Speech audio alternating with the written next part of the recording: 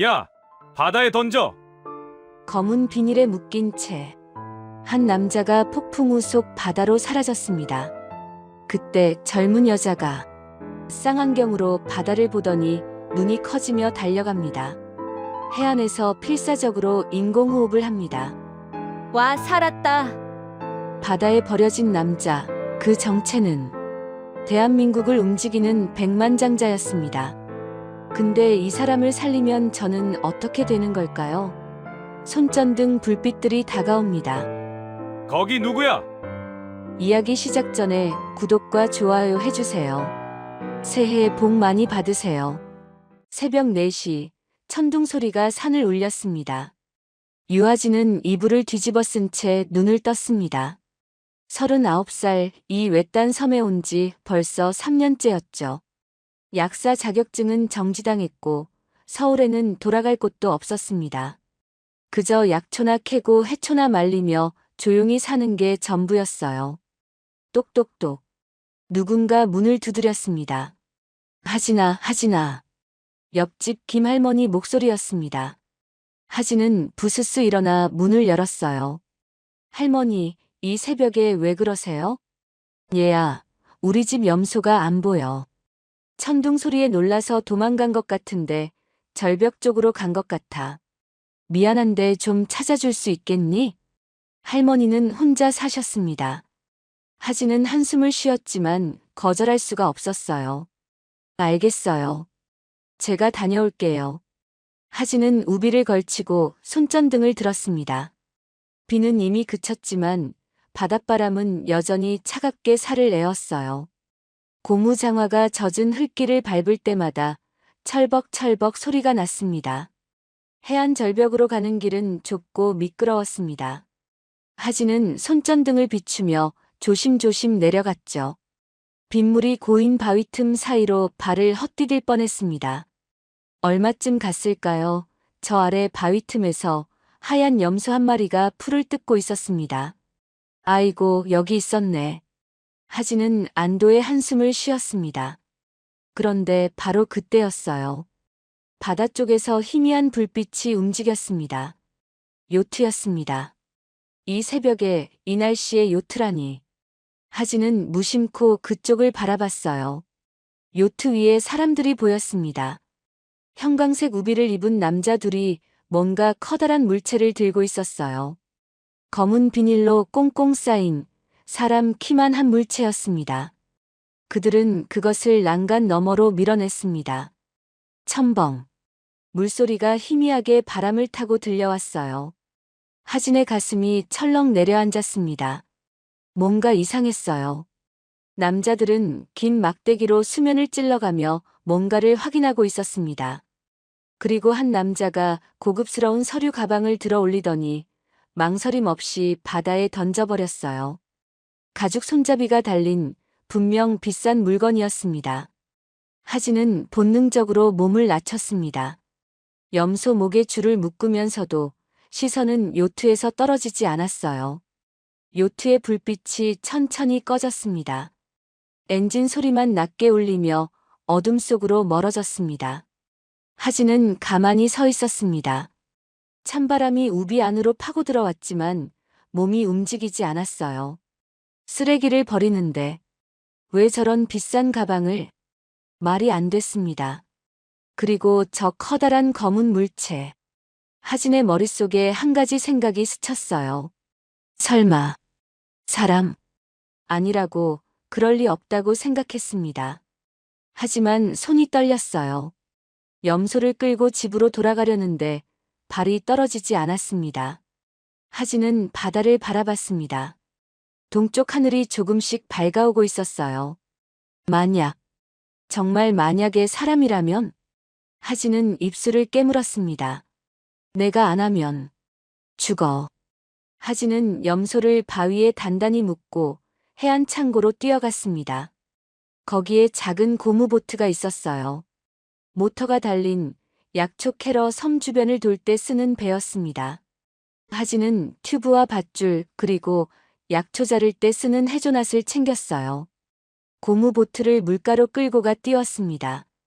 파도가 배 밑을 거칠게 때렸습니다. 모터 시동을 걸었습니다. 드르릉, 푸르릉. 엔진이 한번 헛돌더니 걸렸어요. 하진은 손잡이를 힘껏 틀었습니다. 고무보트가 파도를 가르며 앞으로 나아갔습니다. 3년간 이 섬에서 단련된 솜씨였습니다. 하진은 파도의 방향을 읽으며 배를 몰았어요. 아까 그 요트가 있던 자리, 서류 가방이 떨어진 곳쯤으로 배를 몰았습니다. 엔진을 껐습니다. 파도 소리만 쿵쿵 울렸어요. 하진은 물속을 들여다봤습니다.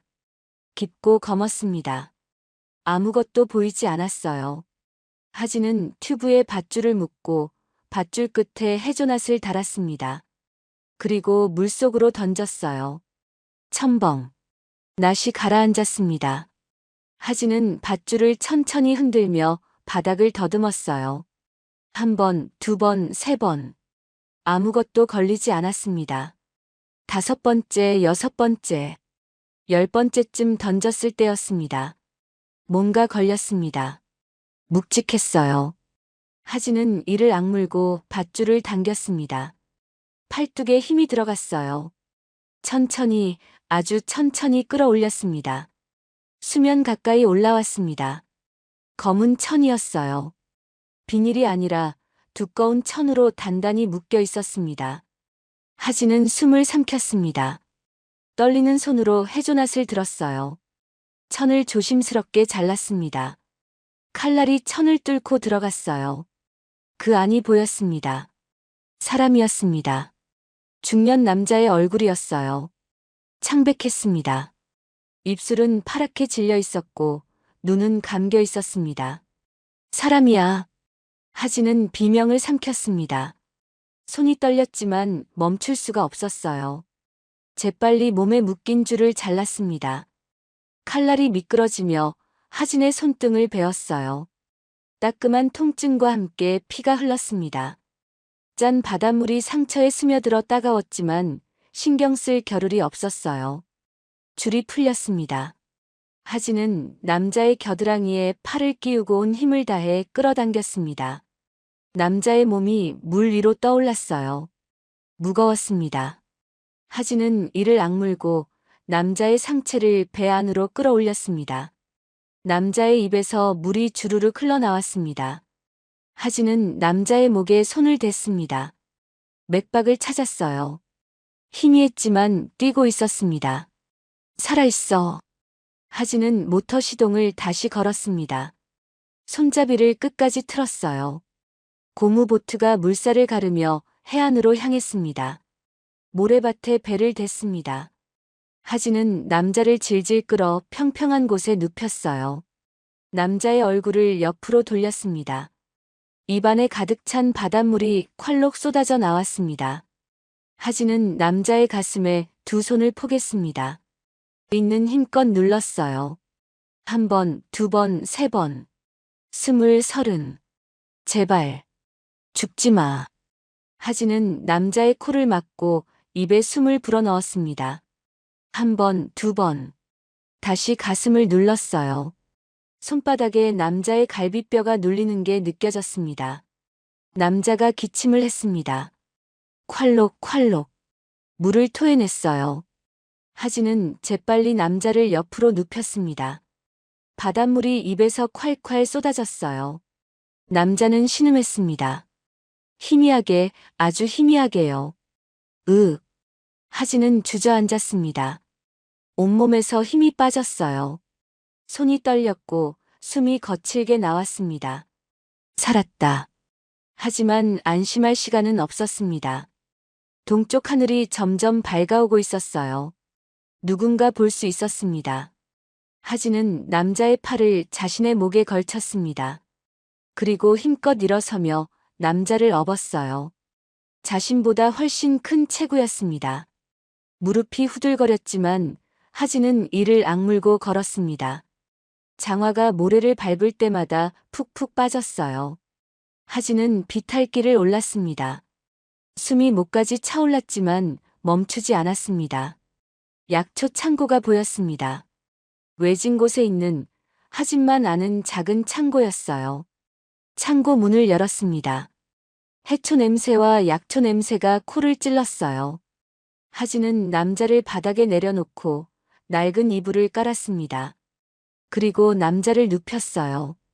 하진은 남자의 젖은 옷을 벗기기 시작했습니다. 고급 셔츠였어요. 명품 로고가 박혀 있었습니다. 바지도 맞춤복이었죠. 대체 누구지? 하진은 남자의 주머니를 뒤졌습니다. 지갑이 나왔어요. 젖어서 축 늘어진 지갑을 열었습니다. 명함이 하나 들어 있었습니다. 청해그룹 회장 강성호. 하진은 눈이 커졌습니다. 청해그룹 회장. 그때 창고 밖에서 라디오 소리가 희미하게 들려왔습니다. 누군가 아침 방송을 틀어놓은 모양이었어요. 속보입니다. 청해그룹 강성호 회장이 어젯밤 실종됐습니다. 하진은 숨이 멎는 것 같았습니다. 그리고 바닥에 누운 남자를 내려다봤어요. 살아있는 실종자. 아니, 누군가에게 버려진 사람. 하진은 떨리는 손으로 남자의 이마를 짚었습니다. 차가웠어요. 대체 무슨 일이? 하진은 알지 못했습니다. 자신이 방금 구한 이 남자가 수천억대 재벌이라는 것을요. 그리고 이 일이 자신의 인생을 완전히 바꿔놓을 거라는 것도요. 창고 안은 어둡고 축축했습니다. 하진은 작은 난로에 불을 지폈어요. 마른 나무가 타들어가며 치직치직 소리를 냈습니다. 창고 천장에는 말린 해초가 주렁주렁 매달려 있었고 벽 한쪽에는 약재병들이 가지런히 놓여 있었어요. 하진은 남자의 젖은 옷을 모두 벗겼습니다. 셔츠를 벗기자 온몸에 시퍼런 멍 자국이 드러났어요. 갈비뼈 부근, 팔뚝, 허벅지. 누군가에게 얻어맞은 흔적이 역력했습니다. 하진은 입술을 깨물었습니다. 낡은 수건으로 남자의 몸을 닦았어요.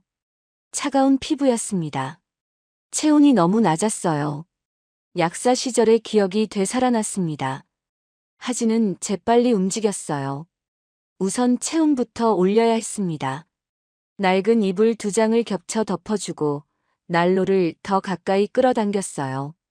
남자의 발끝과 손끝을 문질러 혈액순환을 도왔습니다. 벽장에서 구급 상자를 꺼냈습니다. 소독약과 거즈, 붕대가 들어있었어요. 하진은 남자의 상처를 하나하나 살폈습니다. 팔뚝에 깊게 베인 상처가 있었어요. 소독약을 적신 솜으로 상처를 닦아냈습니다. 갈비뼈 부근의 멍은 심각했습니다. 내부 출혈이 있을 수도 있었어요. 하진은 약초 중에서 어혈을 풀어주는 당귀와 청궁을 꺼냈습니다. 절구꽁이에 넣고 곱게 빻았어요. 드드득 드드득. 절구꽁이 소리가 창고 안에 울렸습니다. 빻은 약초에 참기름을 조금 섞어 반죽처럼 만들었어요. 그걸 거즈에 펴바르고 멍든 부위에 붙였습니다. 하진의 손놀림은 정확했어요. 10년 전 약사로 일하던 시절의 감각이 돌아왔습니다. 냄비에 물을 붓고 난로 위에 올렸습니다. 인삼 2뿌리를 얇게 썰었어요. 황기와 대추, 생강을 함께 넣었습니다. 체력을 보강하고 원기를 회복시켜주는 처방이었어요. 물이 끓기 시작하자 구수하면서도 쌉싸름한 약초 냄새가 창고 안에 퍼졌습니다. 하진은 남자의 맥을 짚었습니다. 희미하지만 규칙적이었어요. 숨소리도 조금씩 안정되고 있었습니다. 다행이었어요. 보글보글 끓는 약탕 소리가 창고를 채웠습니다. 20분쯤 끓이자 물빛이 진한 갈색으로 변했어요. 하진은 불을 줄이고 다시 10분을 더 달였습니다. 제대로 우려내려면 시간을 들여야 했어요. 약탕이 완성됐습니다. 하진은 거즈로 걸러서 사발에 담았어요. 김이 모락모락 올라왔습니다. 너무 뜨거우면 안 됐어요. 미지근하게 식기를 기다렸습니다. 남자의 상태를 다시 확인했습니다. 얼굴색이 조금 돌아온 것 같았어요. 하진은 남자의 상체를 조심스럽게 일으켜 세웠습니다. 그리고 자신의 무릎에 남자의 등을 기댔어요. 사발을 들어 남자의 입술에 갖다 댔습니다. 조금씩 아주 조금씩 흘려 넣었어요. 약물이 입안으로 흘러 들어갔습니다. 남자의 목구멍이 꿈틀거렸어요. 삼키는 반사가 있었습니다. 하진은 안도의 한숨을 쉬었어요. 한 숟가락, 두 숟가락. 천천히 먹였습니다. 하지만 남자는 깨어나지 않았습니다.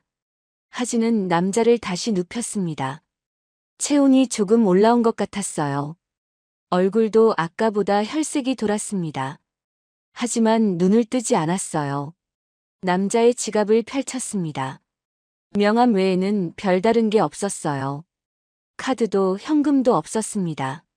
하지만 지갑 안쪽에 박힌 명품 로고가 선명했어요.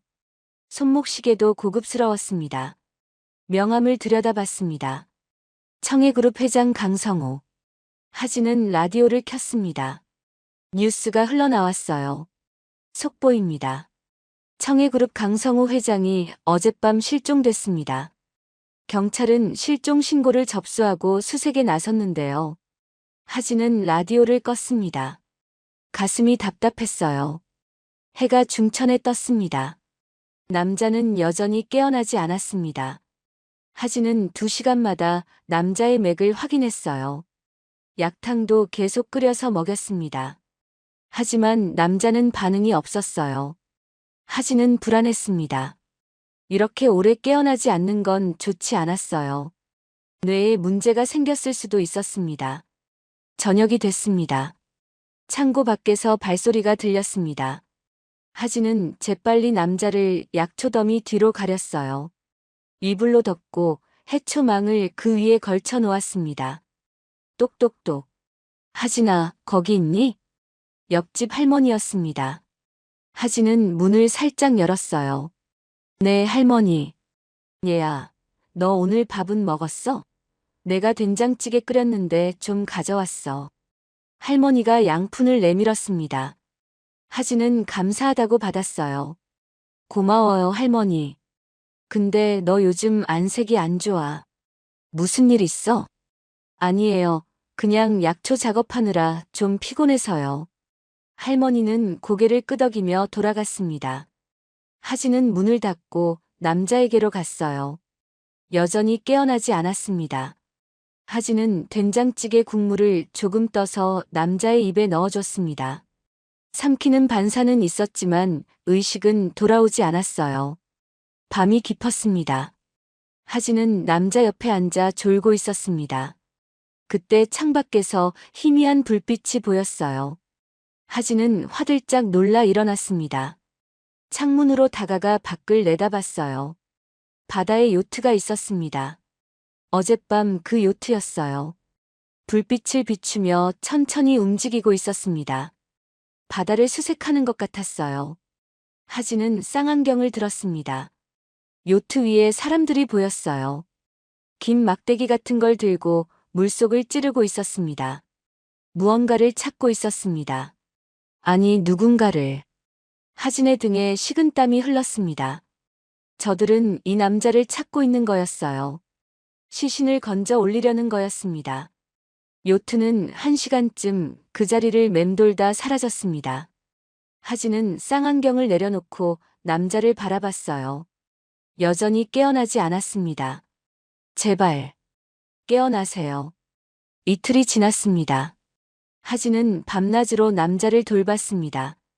약탕을 끓여 먹이고 상처를 소독하고 맥을 확인했어요. 하지만 남자는 깨어나지 않았습니다. 하진은 지쳐갔습니다. 제대로 잠도 자지 못했어요. 혹시 남자가 숨을 멈출까봐 2시간마다 깨서 확인했습니다.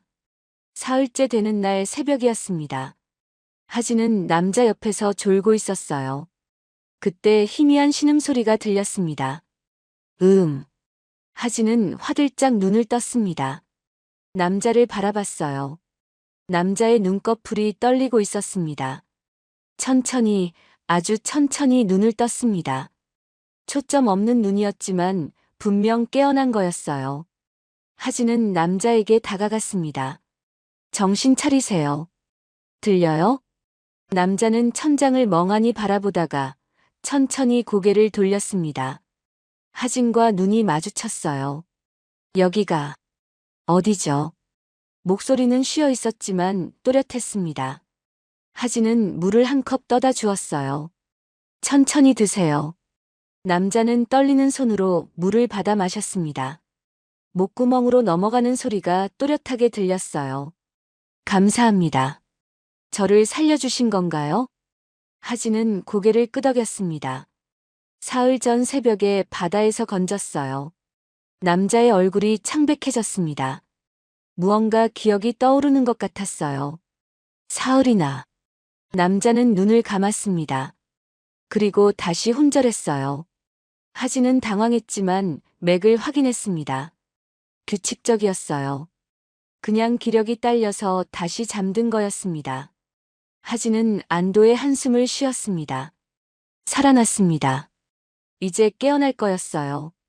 사흘째 되는 날 오전이었습니다. 강성호는 다시 눈을 떴습니다. 이번에는 조금 더 또렷한 눈빛이었어요. 천천히 상체를 일으켰습니다. 온몸이 쑤시는 듯 얼굴을 찡그렸어요.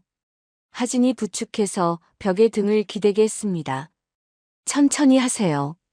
아직 몸이 회복 안 됐어요. 강성호는 창고 안을 둘러봤습니다. 말린 해초와 약재병들이 보였어요. 여기가 어디입니까? 외딴 섬이에요. 육지에서 배로 2시간 거리예요. 강성호는 고개를 끄덕였습니다. 그리고 자신의 몸을 내려다봤어요. 거즈로 감긴 상처들이 보였습니다. 제가 사흘이나 깨어나지 못했다고요? 네, 계속 혼수 상태셨어요. 강성호는 한참을 말없이 앉아 있었습니다. 무슨 생각을 하는지 알 수 없었어요. 하진은 약탕을 다시 데웠습니다. 따뜻한 김이 올라왔어요. 사발에 담아 강성호에게 건넸습니다. 이거 드세요. 기력 회복에 도움이 될 거예요. 강성호는 두 손으로 사발을 받았습니다. 떨리는 손이었어요. 한 모금 마시고는 눈을 감았습니다. 고맙습니다. 당신이 아니었으면 전 죽었을 겁니다. 하진은 강성호 맞은편에 앉았습니다. 대체 무슨 일이 있었던 거예요? 강성호는 한참을 망설였습니다. 사발을 내려놓고 천장을 올려다봤어요. 눈가가 붉어졌습니다. 모르겠습니다. 정말 모르겠어요. 강성호의 목소리가 떨렸어요. 며칠 전 저녁이었습니다. 집에서 가족들과 저녁을 먹었어요. 며느리가 약을 가져다 줬습니다. 평소에 먹던 혈압약이라고 했어요. 그걸 먹고 나니까 정신이 흐릿해지더군요. 강성호는 눈을 감았습니다. 기억을 더듬는 것 같았어요. 그 다음부터는 잘 기억이 안 납니다. 누군가 저를 차에 태웠어요. 목소리가 들렸는데 누구 것인지 확실하지 않았습니다. 지훈이 같기도 하고 아닌 것 같기도 하고. 강성호의 목소리가 끊겼습니다. 차 안에서 누군가 제 주머니를 뒤졌어요. 뭔가를 찾는 것 같았습니다. 그런데 못 찾았나 봐요. 화내는 소리가 들렸어요. 뭘 찾았는데요? 강성호는 고개를 저었습니다. 모르겠습니다. 정신이 혼미해서. 강성호는 주먹을 불끈 쥐었습니다. 그리고 바다에 던져졌습니다. 물이 폐로 들어오고 죽는 줄 알았어요. 강성호의 어깨가 떨렸어요. 제 아들. 지훈이가 그럴 리 없어요. 절대로. 며느리도 동생도 다들 저를 사랑한다고 했는데. 강성호의 목소리에 혼란이 가득했습니다. 믿고 싶지 않은 마음과 의심이 뒤섞여 있었어요. 그때였습니다. 창고 밖에서 낯선 목소리가 들렸습니다. 실례합니다. 혹시 계세요? 하진은 화들짝 놀라 강성호를 바라봤어요. 강성호도 긴장한 표정이었습니다. 하진은 재빨리 강성호를 약초 더미 뒤로 밀어 넣었습니다. 이불로 덮고 해초망을 걸쳤어요. 그리고 숨을 고르며 문을 열었습니다. 밖에는 해경복을 입은 여자가 서 있었습니다. 30대 후반쯤 돼 보였어요. 차가운 인상이었습니다. 여자의 눈빛이 날카롭게 하진을 훑었어요. 안녕하세요. 해양경찰 정은채입니다. 혹시 사흘 전밤에 이상한 거 못 보셨어요? 하진은 최대한 태연한 척했습니다. 사흘 전이요? 기억이 잘. 왜요? 해양경찰 정은채는 주머니에서 전단지를 꺼내 하진에게 건넸습니다. 전단지에는 강성호의 얼굴이 크게 인쇄되어 있었어요. 실종자를 찾습니다라는 글씨가 굵게 박혀 있었습니다. 이분이 이 근처 바다에서 실종됐을 가능성이 있어요. 혹시 본 적 있으세요? 하진은 전단지를 받아들고 천천히 고개를 저었습니다. 아니요, 처음 보는 분인데요. 정은채는 하진의 얼굴을 뚫어지게 쳐다봤어요. 그리고 창고 안을 힐끗 들여다봤습니다. 여기서 뭐 하세요?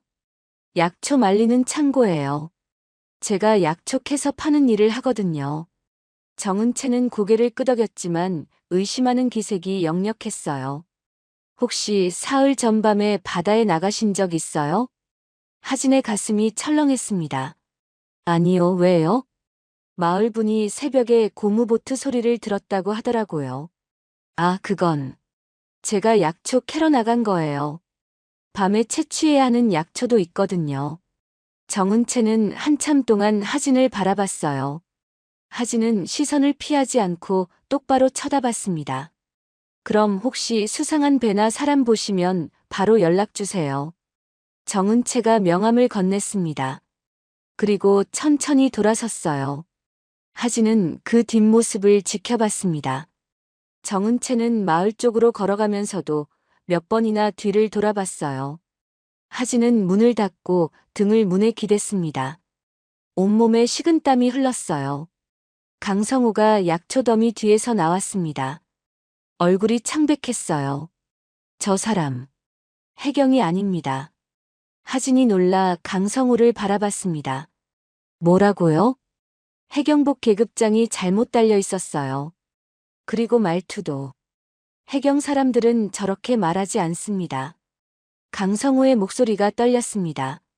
저 사람은 저를 찾으러 보낸 사람입니다. 하진은 숨이 멎는 것 같았습니다. 그럼 여기 있으면 위험해요. 다른 곳으로 가야 해요. 해가 저물었습니다. 하진은 강성호를 부축해 창고 밖으로 나왔어요. 어둠이 깔린 산비탈을 조심스럽게 올라갔습니다. 강성호는 걸을 때마다 신음을 참았어요. 아직 몸이 완전히 회복되지 않았지만 걸어야 했습니다. 10분쯤 걸었을까요? 낡은 연탄 보관실이 나타났습니다. 오래전에 쓰던 곳인데 지금은 아무도 찾지 않는 곳이었어요. 하진이 녹슨 자물쇠를 열었습니다. 삐걱 문이 열렸어요. 안은 좁고 어두웠습니다. 하지만 외부에서는 절대 보이지 않는 곳이었어요. 여기서 며칠만 숨어 계세요. 제가 음식이랑 약 갖다 드릴게요. 강성호는 좁은 공간을 둘러봤습니다. 그리고 하진을 바라봤어요. 왜 저를 돕는 겁니까? 하진은 잠시 망설였습니다. 그리고 조용히 대답했어요. 저도 한때 버려진 사람이었거든요. 그 기분을 아니까요. 강성호는 하진을 뚫어지게 바라봤습니다. 하진은 자신이 가져온 이불을 깔아주고 물과 약탕을 두고 나왔습니다. 내일 다시 올게요. 문을 닫고 자물쇠를 채웠습니다.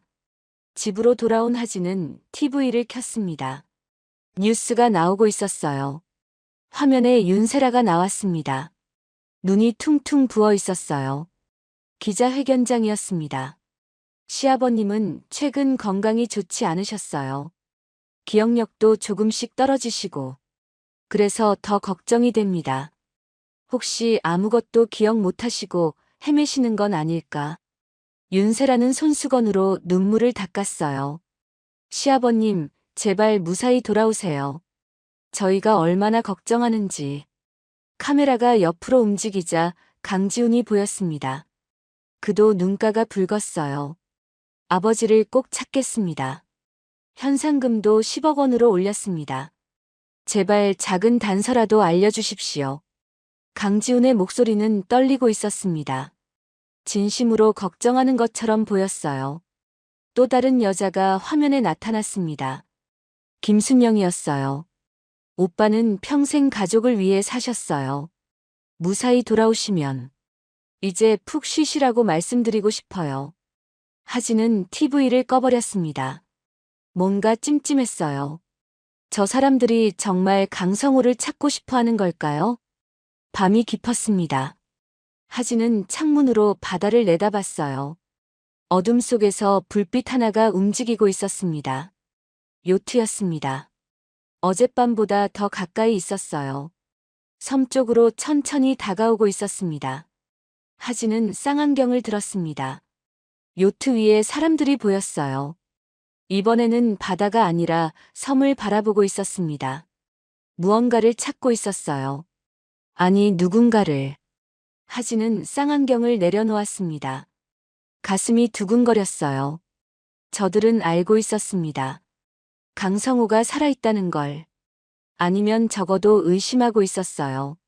창밖의 요트가 천천히 섬에 가까워졌습니다. 하진은 창문을 닫았습니다. 위험이 다가오고 있었습니다. 다음 날 새벽이었습니다. 하진은 죽한 냄비와 약탕을 들고 산비탈을 올랐어요. 이슬이 풀잎에 맺혀 있었습니다. 장화 밑창이 젖은 흙을 밟을 때마다 푹푹 소리가 났어요. 연탄 보관실에 도착했습니다. 자물쇠를 열고 문을 열자 어둠 속에서 강성호가 보였어요. 벽에 기댄 채 신음하고 있었습니다. 회장님, 괜찮으세요? 하진이 다가가자 강성호가 눈을 떴습니다. 얼굴이 창백했어요. 이마에 식은땀이 맺혀 있었습니다.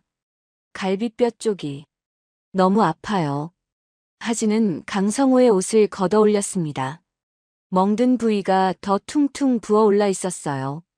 손으로 조심스럽게 눌러보자 강성호가 신음을 참았습니다. 내부 출혈이 심한 것 같아요. 병원에 가셔야 하는데. 안 돼요. 병원 가면 끝입니다. 강성호가 하진의 손을 잡았어요. 차가운 손이었습니다. 부탁이 하나 있습니다. 한우진이라는 사람을 찾아주세요. 한우진이요? 제가 20년 동안 돌봐준 아이예요. 고아원에서 키운 제 아들 같은 아이죠. 강성호의 목소리가 떨렸습니다. 그 아이만 믿을 수 있어요. 제발, 우진이를 찾아주세요. 하진은 고개를 끄덕였습니다. 하지만 어떻게 찾아야 할지 막막했어요. 죽과 약탕을 먹인 후 하진은 연탄 보관실을 나왔습니다. 마을로 내려오자 옆집 할머니가 빨래를 널고 있었어요. 하진아, 어디 갔다 와? 아, 산에 약초 캐러요. 할머니는 고개를 갸웃거리며 하진을 쳐다봤습니다. 요즘 너 이상해. 매일 산에만 가고. 그때 저 멀리서 정은채가 보였어요. 마을 사람들에게 뭔가 물어보고 있었습니다. 하진은 재빨리 집으로 들어갔습니다. 창문 틈으로 밖을 내다봤어요. 해양경찰 복장의 정은채가 할머니에게 다가갔습니다. 실례합니다. 혹시 이 마을에 새로 온 사람 있어요? 할머니가 턱으로 하진의 집을 가리켰어요. 저기 하진이라는 애가 있긴 한데 3년 전에 서울에서 왔어. 왜? 어떤 사람인데요? 글쎄, 말이 별로 없어. 혼자 약초 캐고 해초 말리고 그래. 근데 요즘 이상하더라고. 밤에 자꾸 나가고. 정은채가 하진의 집을 물끄러미 바라봤습니다. 날카로운 눈빛이었어요. 하진은 창문에서 물러났습니다. 가슴이 두근거렸어요. 오후가 됐습니다. 하진은 약초를 정리하며 과거를 떠올렸습니다. 10년 전 서울이었어요. 하진은 대형 약국에서 일하는 약사였습니다. 성실하고 꼼꼼한 사람이었죠. 그런데 어느 날 이상한 걸 발견했어요. 제약회사 영업사원이 약국 사장에게 리베이트를 주고 있었습니다. 특정 약을 많이 팔면 돈을 주는 거였어요. 그것도 유통기한이 임박한 약을 먼저 팔라고 했습니다. 하진은 참을 수 없었습니다. 환자들에게 피해가 가는 일이었어요. 하진은 증거를 모았습니다. 녹음 파일과 문서들을 챙겼어요. 그리고 언론사에 제보했습니다. 처음엔 반응이 좋았어요. 기자들이 취재를 나왔습니다. 하진은 모든 걸 털어놨어요. 하지만 기사가 나가기 직전 모든 게 바뀌었습니다. 제약회사에서 광고를 끊겠다고 협박했어요. 언론사는 기사를 내리지 않았지만 축소했습니다. 작은 면에 짧게만 나갔어요. 그리고 역공이 시작됐습니다. 제약회사는 하진을 명예훼손으로 고소했어요. 약국 사장도 하진을 해고했습니다. 재판은 1년이나 걸렸습니다. 하진은 혼자 싸웠어요. 변호사 비용도 없었습니다. 결국 패소했습니다. 내부 고발자 유하진, 명예훼손 유죄 판결. 신문 기사가 났어요. 하진은 벌금형을 받았습니다. 그리고 약사회에서 자격정지 처분을 받았어요. 3년이었습니다. 하진은 모든 걸 잃었어요. 직장도, 자격증도, 명예도. 친구들은 연락을 끊었습니다. 가족도 등을 돌렸어요. 하진은 서울을 떠났습니다. 아무도 모르는 곳으로 가고 싶었어요. 그렇게 이 섬에 왔습니다. 하진은 눈물을 닦았습니다. 10년이 지났지만 여전히 가슴이 아팠어요. 해가 저물었습니다. 하진은 다시 연탄 보관실로 올라갔어요. 강성호는 조금 나아진 것 같았습니다. 죽을 먹고 있었어요. 좀 어때요? 덕분에 좀 나아졌습니다. 강성호가 죽그릇을 내려놓고 하진을 바라봤어요. 당신은 어떻게 이 섬에 오게 됐습니까? 하진은 한참을 망설였습니다. 그리고 조용히 대답했어요. 저도 버려진 사람이에요. 10년 전에요. 하진은 자신의 이야기를 꺼냈습니다. 제약회사 리베이트, 내부 고발, 재판, 패소. 모든 걸 털어놨어요. 강성호는 말없이 듣고 있었습니다. 하진의 목소리가 떨렸어요. 당신 같은 재벌들이 저 같은 사람 만든 거예요. 돈과 권력으로 진실을 덮고 정의를 짓밟고. 하진의 눈에 눈물이 고였습니다. 전 그냥 옳은 일을 했을 뿐인데 왜 제가 범죄자가 돼야 했어요? 강성호는 한참을 말이 없었습니다. 그리고 천천히 고개를 숙였어요. 미안합니다. 강성호 회장의 목소리가 떨렸습니다. 나도 그 세계에서 살았습니다. 그게 다 당연하다고 생각했어요. 돈이면 다 된다고. 권력으로 밀어붙이면 된다고. 강성호가 하진을 바라봤어요. 눈가가 붉었습니다. 당신 같은 사람들이 얼마나 많이 희생됐을까요? 제가 만든 세상에서. 강성호 회장의 목소리가 끊겼습니다. 이제야 깨달았습니다. 버려져 봐야 아는 거였어요. 이게 얼마나 고통스러운 건지. 두 사람은 한참을 말없이 앉아 있었습니다. 어둠이 깔렸어요. 벌레 소리만 들렸습니다. 하진이 먼저 일어났습니다. 이제 내려가 볼게요. 하진 씨. 강성호가 하진을 불렀어요. 정말 고맙습니다. 당신이 아니었으면. 하진은 고개를 끄덕이고 밖으로 나왔습니다. 산을 내려오는데 인기척이 들렸습니다. 하진은 재빨리 나무 뒤로 몸을 숨겼어요. 발소리가 가까워졌습니다. 누군가 손전등을 비추며 걸어오고 있었어요. 하진은 숨을 죽였습니다. 손전등 불빛이 하진이 숨은 나무를 비쳤습니다. 하진은 눈을 꼭 감았어요. 누구야? 남자 목소리였습니다. 낮고 차분한 목소리였어요. 하진은 천천히 나무 뒤에서 나왔습니다. 손전등 불빛에 남자의 얼굴이 보였어요. 60 정도 돼 보이는 남자였습니다. 낚시터 주인 박기수였어요. 박 사장님. 저예요, 하진이요. 박기수가 손전등을 내렸습니다. 하진 씨. 이 밤에 여기서 뭐해? 약초 채취하고 왔어요. 낚시터 주인 박기수는 하진을 물끄러미 바라봤습니다. 의심하는 눈빛이었어요. 이상하네. 요즘 매일 밤 산에 오르던데? 일이 많아서요. 박기수가 한 발짝 다가왔습니다. 하진 씨, 나한텐 솔직히 말해봐. 뭔가 숨기고 있지? 하진의 가슴이 두근거렸습니다. 무슨 말씀이세요? 박기수가 주변을 둘러봤어요.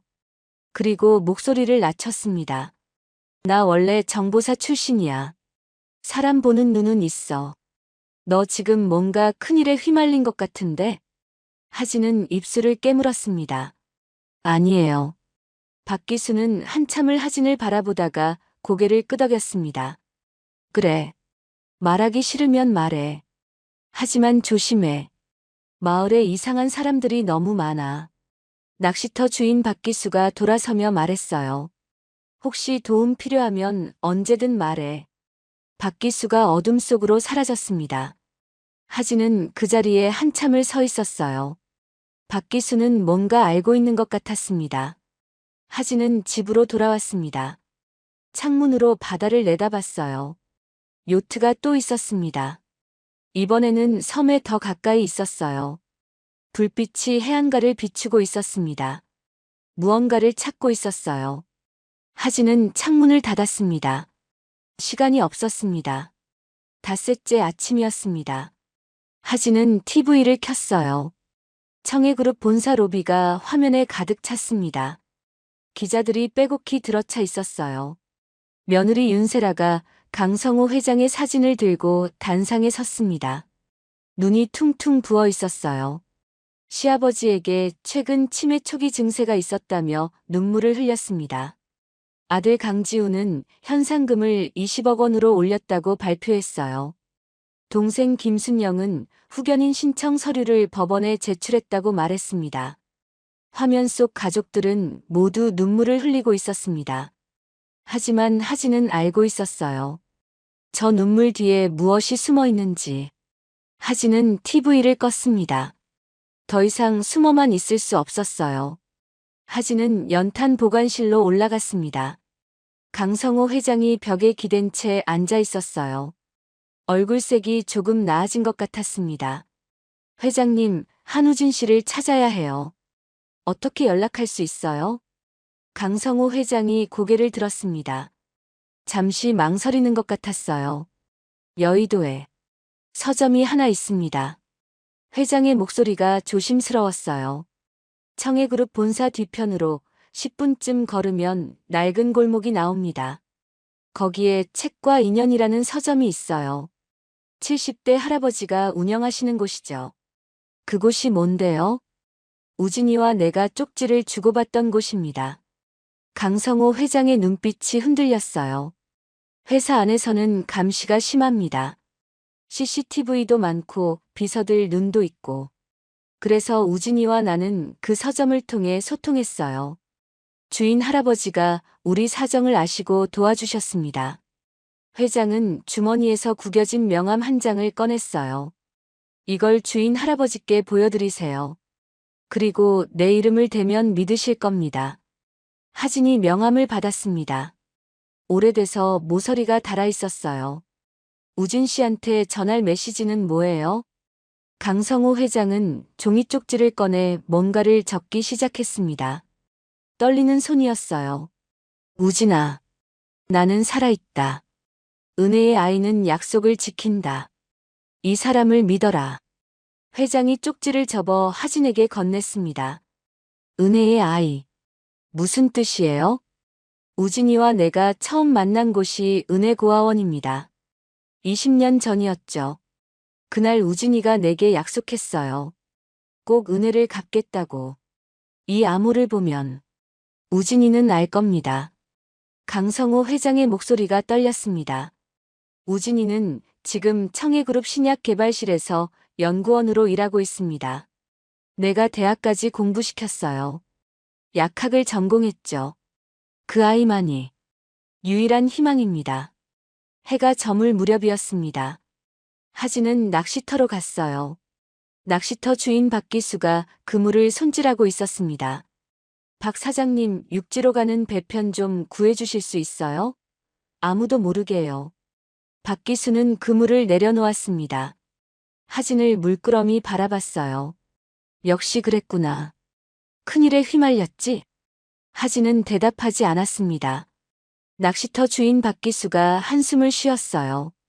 새벽 4시에 화물선이 출발해. 선장은 내 친구야. 조심해. 마을에 이상한 놈들이 많아. 밤이 깊었습니다. 하진은 검은색 후드를 뒤집어 쓰고 집을 나왔어요. 골목을 따라 조심스럽게 걸었습니다. 마을 입구에 차 한 대가 서 있었지만 하진은 뒷길로 돌아갔습니다. 부두에 도착했습니다.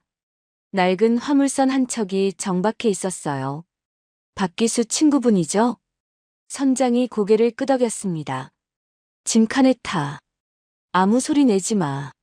하진은 짐칸으로 들어갔어요. 어둡고 좁았습니다. 생선 비린내가 코를 찔렀어요.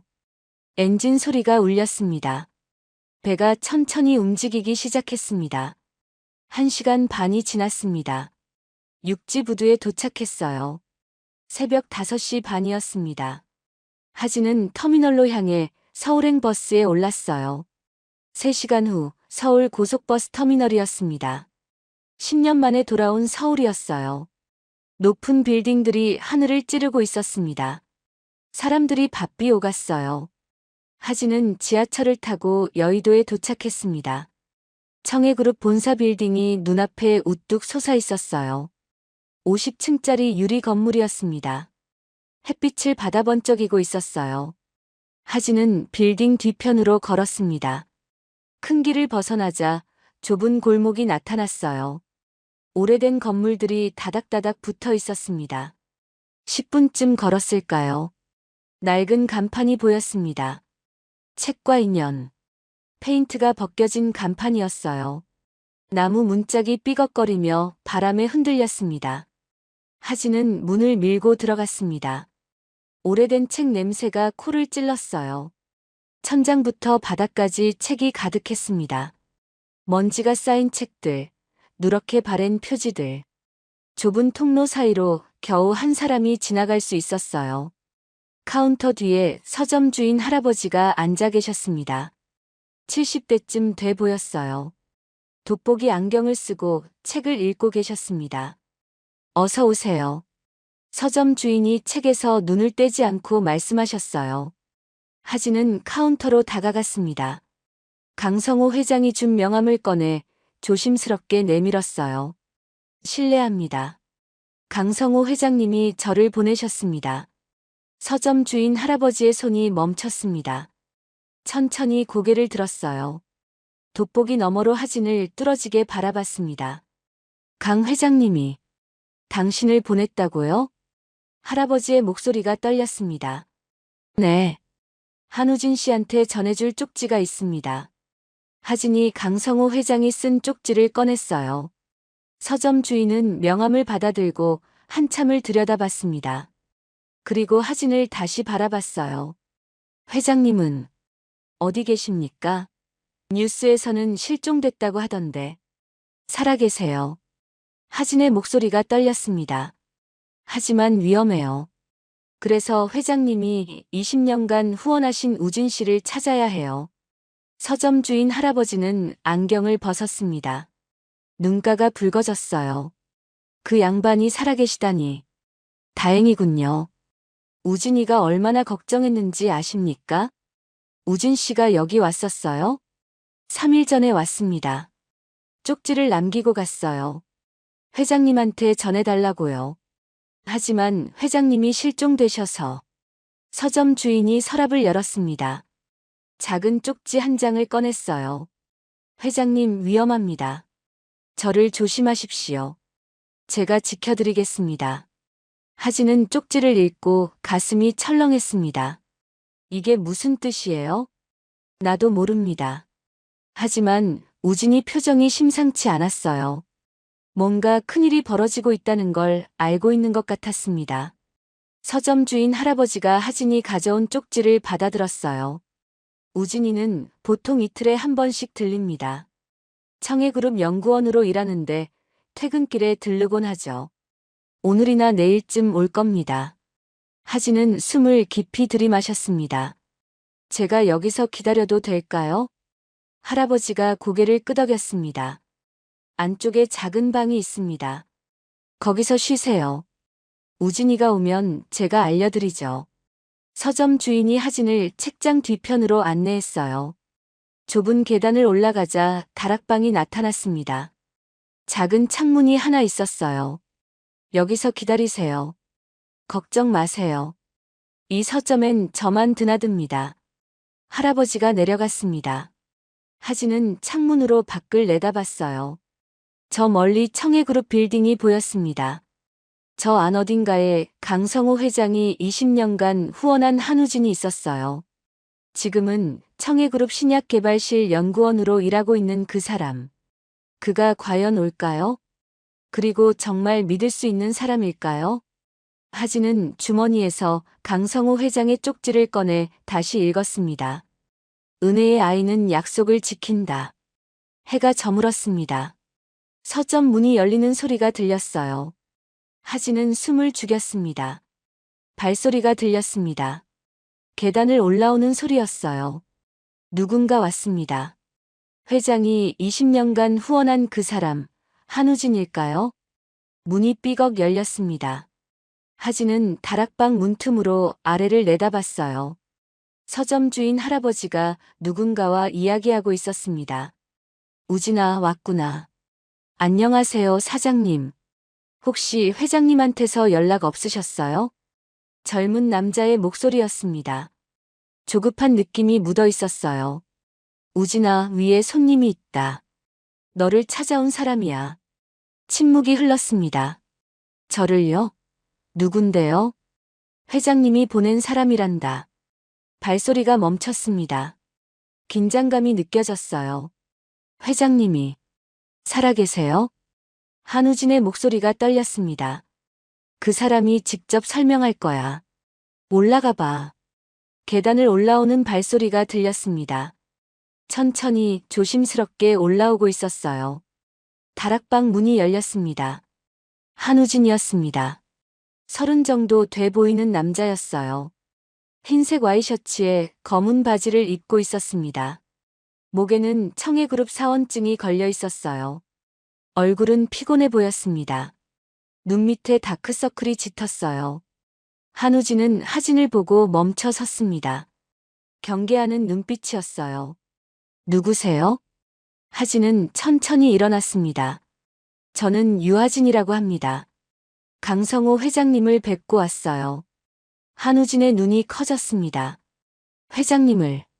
어디서요? 정말 살아계세요? 네. 살아계세요. 하진이 주머니에서 강성호 회장이 쓴 쪽지를 꺼냈습니다. 한우진에게 건넸어요. 청해그룹 연구원 한우진은 떨리는 손으로 쪽지를 받았습니다. 천천히 펼쳤어요. 우진아, 나는 살아있다. 은혜의 아이는 약속을 지킨다. 이 사람을 믿어라.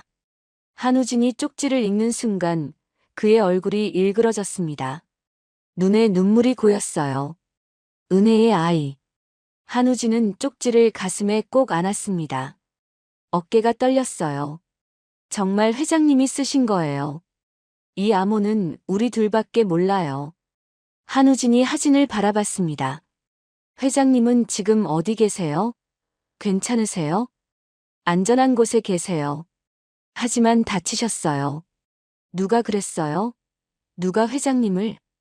한우진의 목소리에 분노가 섞여 있었습니다. 하진은 한우진을 관찰했어요. 강성호 회장이 20년간 후원한 이 사람. 정말 믿을 수 있는 사람일까요? 우진 씨, 회장님께서 당신만 믿을 수 있다고 하셨어요. 한우진은 고개를 끄덕였습니다. 저도 회장님을 찾고 있었어요. 실종되시기 며칠 전부터. 이상한 일들이 많았거든요. 무슨 일이요? 청해그룹 연구원 한우진이 의자에 앉았습니다. 얼굴에 피곤함이 역력했어요. 한 달 전쯤부터였어요. 강지훈 부회장님이 저를 자꾸 불렀습니다. 회의에 참석시키고 신약개발 보고서를 직접 받아가시고 평소엔 저 같은 말단 연구원한테 관심도 없으셨는데요. 한우진은 손으로 얼굴을 감쌌습니다. 그리고 회장님 비서실에서 이상한 서류들이 오갔어요. 후견인 신청 준비 서류, 지분 이전 계약서. 회장님이 살아계신데 왜 그런 서류들을 준비하는지. 하진의 가슴이 철렁했습니다. 그래서 회장님한테 말씀드리려고 했어요. 근데 회장님이 실종되신 거예요. 한우진의 목소리가 떨렸습니다. 부회장님이 아버님을? 한우진은 아버지라는 단어를 쓰다 멈췄습니다. 강지훈이 자기 아버지인 강성호 회장을 없앴다는 게 믿기지 않는 듯 했어요. 우진 씨, 회사 내부에서 무슨 일이 벌어지고 있어요? 청해그룹 연구원 한우진이 한숨을 쉬었습니다. 이사회가 후견인 선정을 서두르고 있어요. 김순영 이사님이 주도하고 계시죠. 그리고 며느리 윤세라 변호사님도 법률 자문을 맡으셨어요. 한우진은 주머니에서 USB 하나를 꺼냈습니다. 이건 제가 몰래 복사한 회사 내부 자료예요. 재무기록, 이메일 회의록. 뭔가 이상한 게 많아요. 하진이 USB를 받았습니다. 이걸 왜 저한테 주는 거예요? 회장님한테 전해드려야죠. 증거가 필요하실 거예요. 한우진의 눈빛이 진지했습니다. 하지만 하진은 뭔가 찜찜했어요. 이 사람이 정말 강성호 회장 편일까요? 우진 씨, 솔직히 물어볼게요. 당신은 지금 누구 편이에요? 한우진이 하진을 똑바로 바라봤습니다. 회장님 편이죠. 당연히. 부회장님이 당신을 가까이 두는 이유가 뭘까요? 한우진의 표정이 굳었습니다. 저도 잘 모르겠어요. 어쩌면 저를 이용하려는 걸 수도 있죠. 회장님과 제가 가깝다는 걸 아니까. 한우진은 창밖을 바라봤습니다. 하지만 저는 회장님을 배신할 수 없어요. 그분이 절 고아원에서 건져주셨어요. 대학까지 보내주셨고 이 회사에 취직시켜주셨죠. 제 인생 전부가 회장님 덕분이에요. 하진은 한우진을 지켜봤습니다. 진심으로 보였어요. 하지만 확신할 수 없었습니다. 우진 씨, 회장님을 만나러 가실 수 있어요? 물론이죠. 언제 갈 수 있어요? 내일 새벽에 출발해야 해요. 아무도 모르게요. 청해그룹 연구원 한우진이 고개를 끄덕였습니다. 알겠습니다. 어디서 만날까요? 여기서 만나요. 새벽 4시예요. 한우진이 일어섰습니다. 고맙습니다. 회장님을 꼭 지켜드릴게요. 한우진이 계단을 내려갔습니다. 서점 문이 열리고 닫히는 소리가 들렸어요. 하진은 창문으로 밖을 내다봤습니다. 한우진이 골목을 걸어나가고 있었어요. 그런데 이상했습니다. 한우진이 큰 길로 나가지 않고 반대편 골목으로 들어갔어요. 그리고 누군가와 만났습니다. 하진은 눈을 가늘게 뜨고 지켜봤습니다. 검은 정장을 입은 남자였어요. 한우진과 그 남자가 뭔가 이야기를 나누고 있었습니다. 그리고 한우진이 그 남자에게 봉투 하나를 건넸습니다. 하진의 가슴이 철렁했습니다. 한우진은 회장을 배신하는 걸까요? 아니면 다른 이유가 있는 걸까요? 하진은 서점 주인 할아버지에게 내려갔습니다. 사장님, 우진 씨가 평소에 어떤 사람이었어요? 서점 주인이 안경을 벗으며 말했습니다. 착한 아이죠. 회장님을 아버지처럼 따랐어요. 매번 여기 올 때마다 회장님 걱정을 했으니까요. 그럼 믿을 수 있는 사람인가요? 할아버지가 하진을 바라봤습니다. 세상에 100% 믿을 수 있는 사람이 어디 있겠어요. 하지만 그 아이 눈빛은 거짓말하지 않더군요. 하진은 고개를 끄덕였습니다. 하지만 방금 본 장면이 머릿속에서 떠나지 않았어요. 한우진이 누군가에게 봉투를 건넨 그 장면. 밤이 깊었습니다. 하진은 다락방에서 잠을 청했지만 잠이 오지 않았어요. 새벽 4시. 한우진이 정말 올까요? 아니면 다른 사람들을 데리고 올까요? 하진은 USB를 꺼내 들여다봤습니다. 이 안에 무엇이 들어있을까요? 진짜 증거일까요? 아니면 함정일까요? 창밖으로 청해그룹 빌딩이 보였습니다. 불이 꺼진 건물이 어둠 속에 우뚝 서 있었어요. 저 안에서 무슨 일이 벌어지고 있는 걸까요? 하진은 눈을 감았습니다. 내일이면 알게 될 거였어요. 한우진이 진짜 편인지 아니면 적인지. 긴 밤이 흘러가고 있었습니다. 새벽 3시 50분이었습니다. 하진은 다락방 창문으로 골목을 내다봤어요. 어둠이 깔려 있었습니다. 가로등 하나가 희미하게 빛을 내고 있었어요. 한우진이 올까요? 아니면 경찰을 데리고 올까요? 하진의 손에는 작은 과도가 쥐어져 있었습니다. 만약을 대비한 거였어요. 새벽 4시가 됐습니다. 골목 끝에서 그림자 하나가 나타났습니다. 한우진이었어요. 혼자였습니다. 청해그룹 연구원 한우진은 주변을 살피며 조심스럽게 서점으로 다가왔어요. 검은 바람막이를 입고 있었습니다. 모자를 깊이 눌렀었어요. 서점 문이 열렸습니다. 하진은 계단을 내려갔어요. 한우진과 마주쳤습니다. 왔어요. 한우진이 말했습니다. 숨이 가빴어요. 미행당하진 않았죠? 아니요. 확인했어요. 하진은 한우진을 뚫어지게 쳐다봤습니다. 우진 씨, 묻고 싶은 게 있어요. 뭔데요? 어젯밤에 누구 만났어요? 골목에서 봉투 건넨 거 봤어요. 청해그룹 연구원 한우진의 얼굴이 굳었습니다. 잠시 침묵이 흘렀어요. 보셨군요. 한우진이 한숨을 쉬었습니다. 그 사람은 기자예요. 경제신문 기자죠. 기자요? 네. 제가 청해그룹 내부 자료를 조금씩 흘려주고 있어요. 회사에서 벌어지는 일들을요. 한우진은 주머니에서 명함 한 장을 꺼냈습니다. 이 기자가 회장님 실종 사건을 추적하고 있어요. 저는 그분께 단서를 주는 거예요. 하진이 명함을 받아들었습니다. 경제일보 김재호 기자라고 쓰여 있었어요. 왜 그런 위험한 짓을 해요? 회장님을 지키려면 증거가 필요해요. 언론도 필요하고요. 혼자서는 안 돼요. 한우진의 목소리가 절박했습니다. 하진은 한우진을 관찰했어요. 눈빛이 진지했습니다. 거짓말하는 것 같지 않았어요. 알겠어요. 출발하죠. 두 사람은 서점을 나왔습니다.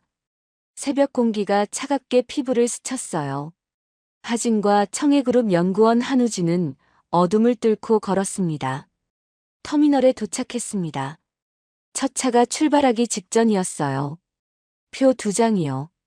하진이 조용히 말했습니다. 버스에 올랐어요.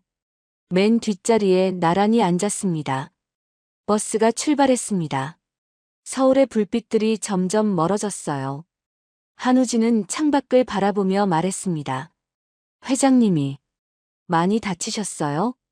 갈비뼈 쪽이 심해요. 내부 출혈이 있을 수도 있고요. 한우진의 주먹이 떨렸습니다. 누가 그랬어요? 부회장님인가요? 하진은 대답하지 않았습니다. 아직 확실한 게 없었으니까요. 3시간이 지났습니다. 육지부두에 도착했어요. 낚시터 주인 박기수의 친구인 선장이 기다리고 있었습니다. 선장이 짧게 말했어요.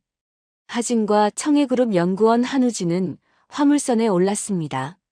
엔진이 돌아가며 배가 출발했어요. 1시간 반 후 섬이 보였습니다. 하진은 가슴이 두근거렸어요. 강성호 회장이 무사할까요? 부두에 내렸습니다. 마을은 조용했어요. 사람들이 아직 잠에서 깨지 않은 시간이었습니다. 하진은 한우진을 산비탈로 이끌었어요. 울창한 숲을 지나 절벽 끝에 도착했습니다. 여기요. 절벽을 타고 내려갔습니다. 청해그룹 연구원 한우진은 조심스럽게 하진을 따라왔어요. 발을 헛디딜 뻔했지만 바위를 붙잡고 버텼습니다. 동굴이 나타났습니다. 회장님, 저예요. 하진이 동굴 입구에서 조용히 불렀습니다. 안에서 기침 소리가 들렸어요. 강성호 회장이 몸을 일으켰습니다. 하진 씨, 돌아왔어요? 그때였습니다. 청해그룹 연구원 한우진이 동굴 안으로 들어갔습니다. 강성호 회장과 한우진의 눈이 마주쳤어요. 시간이 멈춘 것 같았습니다. 우진이. 회장의 목소리가 떨렸습니다. 회장님. 한우진이 회장에게 달려갔어요. 무릎을 꿇고 회장의 손을 잡았습니다. 회장님 살아계셨군요. 살아계셨어요. 한우진의 목소리가 터져 나왔습니다. 눈물이 주르륵 흘렀어요. 강성호 회장도 눈물을 흘렸습니다. 우진아, 내가 와줬구나. 내가 너만 믿었어. 회장이 떨리는 손으로 한우진의 머리를 쓰다듬었어요. 죄송합니다, 회장님. 제가 더 일찍 알았어야 했는데 회장님을 지키지 못해서. 아니야. 내 잘못이 아니야. 강성호 회장이 한우진의 어깨를 감싸 안았습니다. 20년을 함께한 부자였어요. 피는 섞이지 않았지만 그 어떤 가족보다 깊은 인연이었습니다. 하진은 그 모습을 지켜보며 눈시울이 뜨거워졌어요. 한참 후 청해그룹 연구원 한우진이 USB를 꺼냈습니다. 회장님, 이거 봐주세요. 회사 내부 자료예요. 강성호 회장이 USB를 받아들었어요. 이게 뭐지? 재무기록, 이메일 회의록이요. 제가 몰래 복사한 거예요. 부회장님과 김순영 이사님, 그리고 며느리분이 뭔가 계획하고 있어요. 회장의 얼굴이 굳었습니다. 지훈이가. 정말. 회장님, 이걸 보시면 알 거예요. 한 달 전부터 후견인 신청 준비를 했어요. 회장님 지분을 이전하는 계약서도 있고요. 강성호 회장은 한참을 말이 없었습니다. 주먹을 불끈 쥐었다 폈다 반복했어요. 내 아들이. 날. 회장의 목소리가 끊겼습니다. 하진이 조용히 말했습니다. 회장님, 이제 반격할 때예요. 증거도 있고, 우진 씨도 있고, 저도 있어요. 강성호 회장이 고개를 들었습니다. 눈빛이 달라졌어요. 절망이 아니라 결의가 서려 있었습니다. 그래요. 이제 숨어만 있을 순 없어. 진실을 밝혀야죠. 청해그룹 연구원 한우진이 고개를 끄덕였습니다. 제가 기자한테 연락할게요. 그리고 회장님 영상을 찍어서 세상에 알리는 거예요. 하진도 동의했습니다. 전 회장님을 지킬게요. 더 이상 위험하게 두지 않을게요. 강성호 회장은 두 사람을 번갈아 바라봤어요. 눈가가 붉어졌습니다. 고맙소. 정말. 고맙소. 그때였습니다. 동굴 밖에서 소리가 들렸어요. 발소리였습니다. 여러 명의 발소리.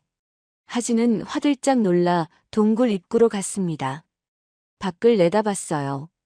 절벽 위에서 손전등 불빛이 여러 개 보였습니다. 누군가 이곳을 찾아온 거였어요. 하진은 숨을 죽였습니다. 들켰습니다. 이제 도망칠 곳도 없었어요. 반격을 준비하던 그 순간 적들이 먼저 찾아온 거였습니다. 긴 싸움이 시작되려 하고 있었습니다. 하진은 동굴 안으로 돌아왔습니다. 회장님, 누군가 왔어요. 우리를 찾은 것 같아요. 강성호 회장과 청해그룹 연구원 한우진의 얼굴이 창백해졌습니다. 밖에서 목소리가 들렸어요. 하진 씨. 나야, 박기수. 낚시터 주인 박기수의 목소리였습니다. 하진은 안도의 한숨을 쉬었어요. 동굴 밖으로 나갔습니다. 절벽 위에서 낚시터 주인 박기수가 밧줄을 타고 내려오고 있었어요. 뒤에 두 명의 남자가 더 있었습니다. 모두 50대쯤 돼 보이는 사람들이었어요. 박 사장님, 어떻게 여기를? 낚시터 주인 박기수가 동굴 입구에 도착했습니다. 내가 정보사 출신이라고 했잖아. 사람 추적하는 건 일도 아니야. 박기수는 동굴 안을 들여다봤어요. 강성호 회장이 보였습니다. 이게 청해그룹 회장님이시군요. 낚시터 주인 박기수가 회장에게 고개를 숙였습니다. 하진 씨가 당신을 숨기고 있다는 건 짐작했어요. 하지만 이렇게 큰 사람일 줄은 몰랐습니다. 강성호 회장이 고개를 끄덕였어요. 고맙소. 이 섬 사람들 덕분에 살아났소. 낚시터 주인 박기수가 뒤에 있던 두 남자를 가리켰습니다. 이 사람들은 제 옛 동료들이에요.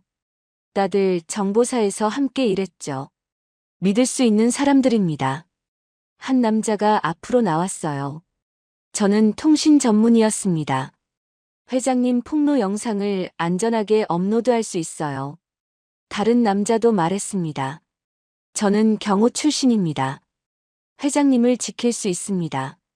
하진은 가슴이 뭉클했어요. 이렇게 도와주는 사람들이 있다니. 낚시터 주인 박기수가 말했습니다. 마을에 이상한 사람들이 너무 많아요. 가짜 해경 여자, 조선소배에서 내린 남자들. 다들 회장님을 찾고 있어요. 강성호 회장이 한숨을 쉬었습니다. 미안하오. 내 때문에 이 평화로운 섬이. 아닙니다. 하진 씨를 도우려는 겁니다. 저 애가 착한 애거든요. 낚시터 주인 박기수는 하진을 바라보며 빙긋 웃었어요. 청해그룹 연구원 한우진이 말했습니다. 지금 당장 영상을 찍어야 해요. 회장님이 살아계시다는 걸 세상에 알려야 합니다. 통신 전문가였던 남자가 고개를 끄덕였습니다. 제가 촬영하겠습니다. 그리고 여러 경로로 동시에 업로드할게요. 언론사 유튜브. 절대 막을 수 없게요. 강성호 회장은 옷매무새를 다듬었습니다. 머리를 손으로 빗었어요. 얼굴은 여전히 상처투성이었지만 눈빛만큼은 단호했습니다. 시작하죠. 통신 전문가가 휴대폰을 꺼내 삼각대에 올렸습니다. 각도를 맞추고 조명을 켰어요. 녹화 시작합니다. 강성호 회장이 카메라를 똑바로 바라봤습니다. 저는 청해그룹 회장 강성호입니다. 회장의 목소리가 동굴 안에 울렸어요. 지난 일주일간 실종됐다고 알려졌지만 저는 실종된 게 아닙니다. 누군가 저를 죽이려 했습니다. 회장의 목소리가 떨렸습니다. 일주일 전 저녁 집에서 약을 먹고 정신을 잃었습니다. 깨어났을 때는 바다였어요. 줄에 묶인 채 물속으로 가라앉고 있었습니다. 하진은 회장의 말을 들으며 그날 새벽을 떠올렸어요. 폭풍우 치던 밤, 요트에서 무언가를 바다에 던지던 그 장면. 누가 저를 죽이려 했는지 확실하지 않습니다. 하지만 제 아들 강지훈, 제 동생 김순영, 그리고 며느리 윤세라가 연루되어 있다는 증거가 있습니다. 여기에 모든 증거가 담겨 있습니다. 후견인 신청 준비 서류, 지분 이전 계약서, 그들의 이메일 기록. 저를 제거하고 회사를 차지하려는 계획이 담겨 있습니다. 회장의 눈에 눈물이 맺혔습니다. 제 아들이 저를 죽이려 했다는 게 믿기지 않습니다. 하지만 이것이 현실입니다. 강성호 회장은 잠시 말을 멈췄어요. 숨을 깊이 들이마셨습니다. 저는 이제 세상에 나가겠습니다. 진실을 밝히고 정의를 되찾겠습니다. 저를 살려준 이 섬 사람들에게 감사드립니다. 특히 유하진 씨. 당신이 아니었으면 전 죽었을 겁니다. 회장이 고개를 숙였습니다. 국민 여러분께 말씀드립니다. 부디 진실을 봐주십시오. 청해그룹은 제가 평생을 바쳐 키운 회사입니다. 이 회사를 지키겠습니다. 녹화 종료. 통신 전문가가 휴대폰을 내렸습니다. 완벽합니다. 지금 바로 업로드할까요? 청해그룹 연구원 한우진이 고개를 끄덕였습니다. 네. 그리고 제가 알고 있는 기자한테도 보내주세요. 통신 전문가의 손이 빠르게 움직였어요. 휴대폰 화면에 업로드 진행 바가 나타났습니다. 10%, 20%, 50%. 모두가 숨을 죽이고 지켜봤습니다. 100%. 업로드 완료. 됐습니다. 통신 전문가가 말했습니다. 지금 전국 모든 언론사에 이메일로 발송했어요. 유튜브, 페이스북, 트위터에도 동시에 올렸고요. 이제 누구도 막을 수 없습니다. 청해그룹 연구원 한우진이 휴대폰을 확인했습니다. 벌써 조회수가 오르고 있어요. 1000명, 5000명, 1만 명. 강성호 회장은 동굴 밖을 바라봤어요. 동쪽 하늘이 밝아오고 있었습니다. 이제 시작이군요. 낚시터 주인 박기수가 말했습니다. 회장님, 이제 육지로 나가셔야 합니다. 여기는 더 이상 안전하지 않아요. 그때였습니다. 절벽 위에서 고함 소리가 들렸어요. 거기 누구야? 움직이지 마. 정은채의 목소리였습니다. 여러 명의 발소리가 절벽을 타고 내려오고 있었어요. 경호 출신 남자가 앞으로 나섰습니다. 제가 맡겠습니다. 여러분은 빨리 배로 가세요. 낚시터 주인 박기수가 강성호 회장을 부축했습니다. 회장님, 서두르셔야 합니다. 하진과 청해그룹 연구원 한우진도 회장을 도왔어요. 동굴을 나와 절벽 반대편으로 향했습니다. 뒤에서 고함 소리가 들렸습니다. 잡아라. 놓치면 안 돼. 정은채와 그녀의 일당이 쫓아오고 있었습니다. 하지만 하진 일행은 멈추지 않았어요. 숲을 뚫고 달렸습니다. 나뭇가지가 얼굴을 스쳤지만 신경 쓰지 않았어요. 부두가 보였습니다. 낚시터 주인 박기수의 친구인 선장이 배를 대기시키고 있었어요. 빨리 타. 모두가 배에 올랐습니다. 엔진이 시동을 걸었어요. 절벽 위에서 정은채가 소리쳤습니다. 돌아와. 강성호. 넌 끝났어. 하지만 배는 이미 부두를 떠나고 있었습니다. 섬이 점점 멀어졌어요.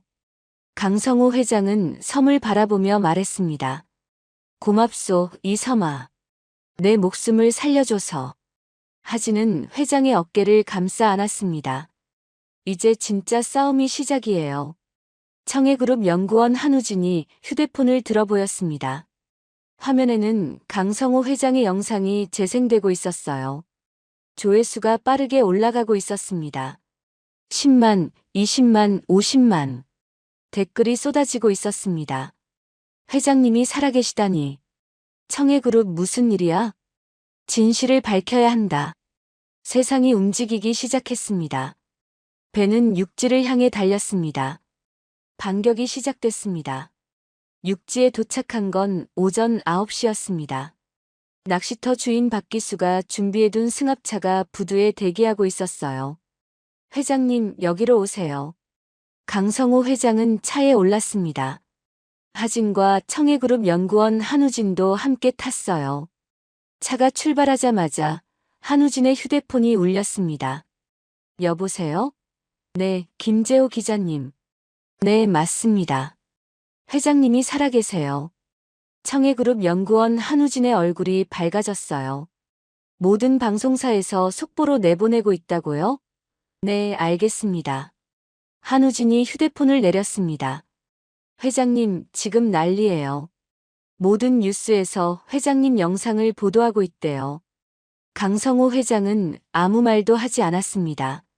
창밖을 멍하니 바라보고 있었어요. 서울로 향하는 고속도로였습니다.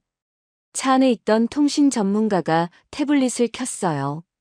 뉴스 나옵니다. 화면에 앵커가 보였습니다. 충격적인 영상이 공개됐습니다. 일주일 전 실종된 청해그룹 강성호 회장이 살아있다고 주장하는 영상인데요.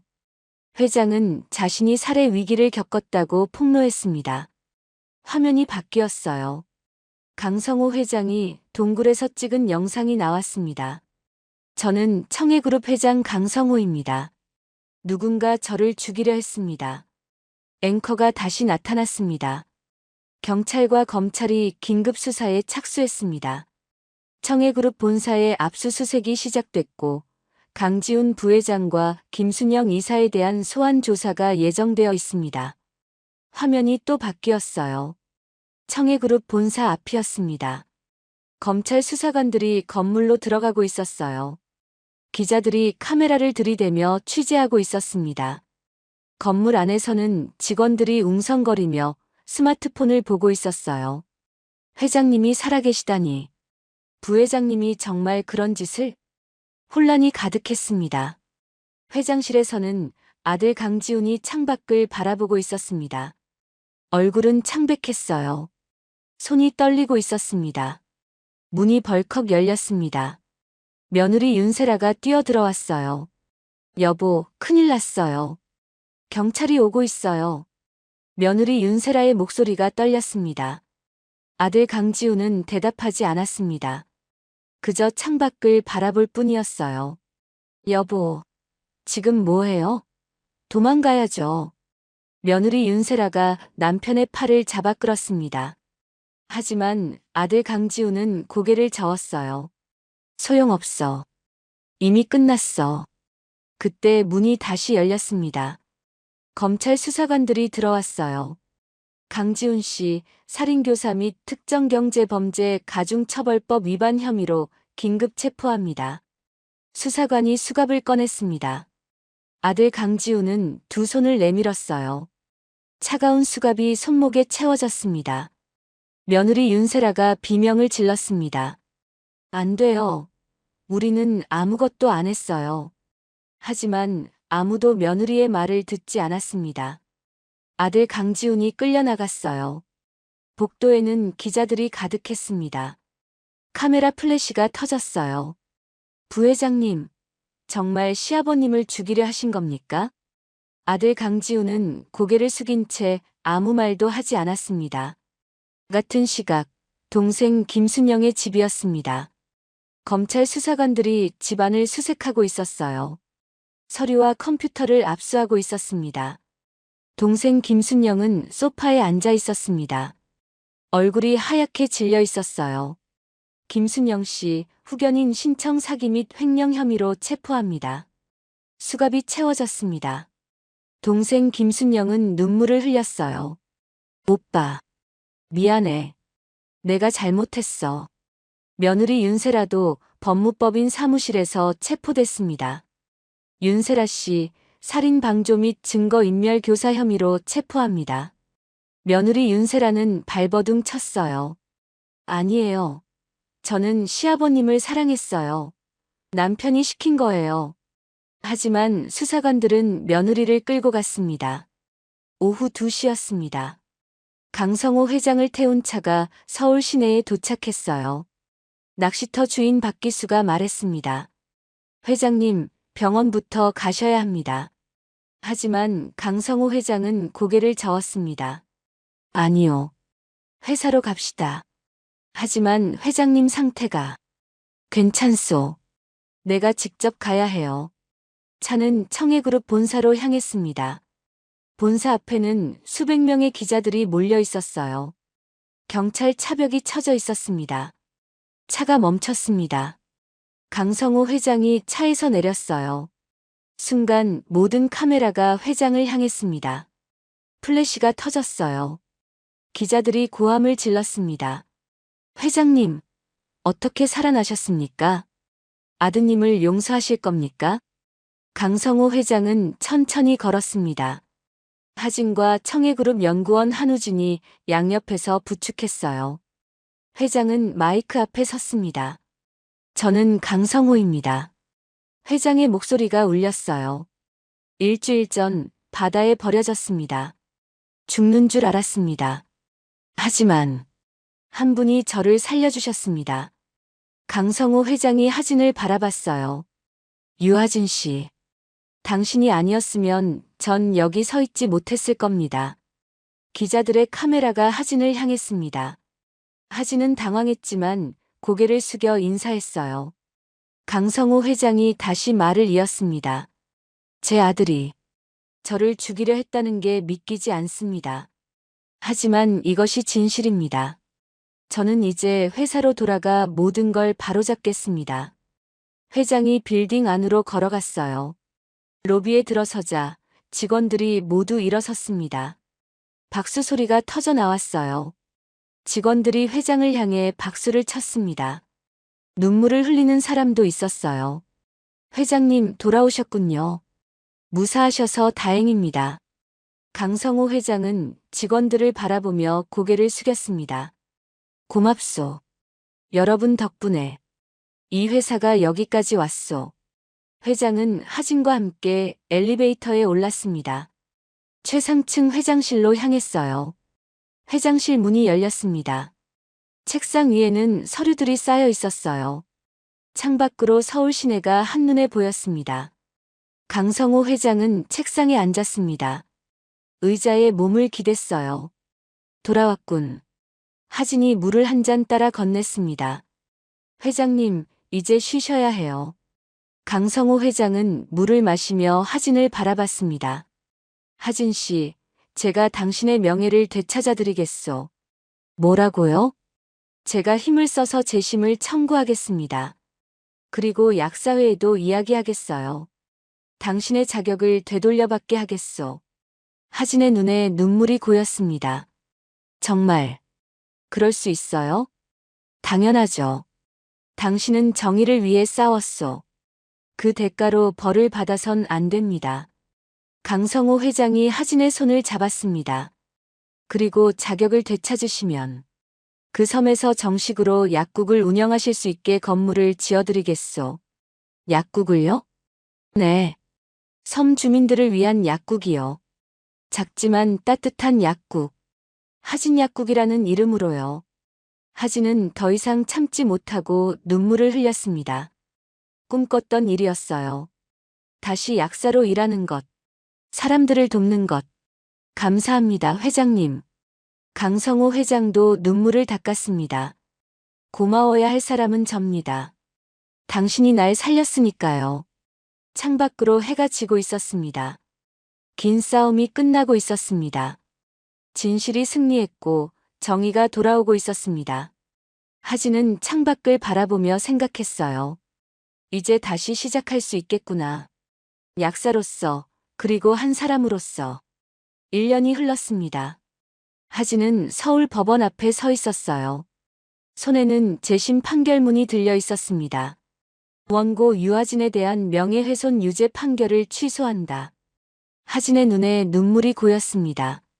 옆에 서 있던 강성호 회장이 하진의 어깨를 두드렸어요. 축하하오, 하진 씨. 이제 당당한 약사요. 하진은 고개를 숙여 인사했습니다. 회장님 덕분이에요. 아니요. 당신이 옳았던 거요. 세상이 뒤늦게 깨달은 것뿐이요. 강성호 회장은 또 다른 서류를 꺼냈습니다. 그리고 이것도 드리겠소. 약사 면허 복원 확인서. 하진은 서류를 받아들고 한참을 들여다봤어요. 꿈만 같았습니다. 이제 섬으로 돌아가시죠. 약국이 기다리고 있소. 2달 후였습니다.